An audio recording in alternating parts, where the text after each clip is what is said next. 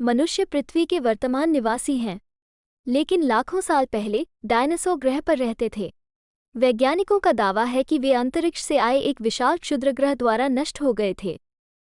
हालांकि इन विशाल जानवरों के अवशेष आज भी दिखाई देते हैं। कनाडा का अल्बर्टा डायनासोर जीवाश्म की राजधानी कहा जाता है। इन जीवाश्मों का केंद्र ड्रमहेलर है।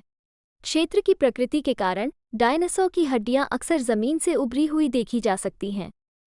रॉयल टायरल म्यूजियम ऑफ पेलियोंटोलॉजी में इस क्षेत्र में की गई आश्चर्यजनक खोजों को रखा जाता है। इस अंतर्राष्ट्रीय स्तर पर प्रसिद्ध प्राकृतिक इतिहास संग्रहालय और अनुसंधान केंद्र में सालाना 4,30,000 से अधिक व्यक्ति आते हैं।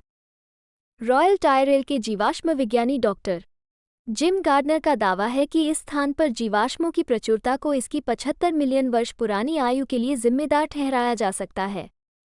अब के विपरीत उस समय ये क्षेत्र एक अर्ध उष्णकटिबंधीय तटीय मैदान था, जो इसे उड़ने वाले सरीसृपों, मगरमच्छों और डायनासोर जैसी प्रजातियों के लिए आदर्श स्थिति प्रदान करता था। मरने के बाद डायनासोरों को संरक्षित करने वाली परिस्थितियां भी एकदम सही थी। उनमें से बड़ी संख्या में मौसमी तूफान और बाढ़ से मारे गए। इसके बाद उनके शवों को बड़ी मात्रा में तलछट के नीचे दबा दिया। पानी ने इसमें महत्वपूर्ण भूमिका अदा की, जिससे उनके शवों का जीवाश्मीकरण हुआ। घटनाओं की इस श्रृंखला के परिणामस्वरूप अल्बर्टा विश्व स्तर पर प्राथमिक डायनासोर हॉटस्पॉट के रूप में उभरा। पानी ने ही उनके शवों को बाहर निकालने में महत्वपूर्ण भूमिका निभाई।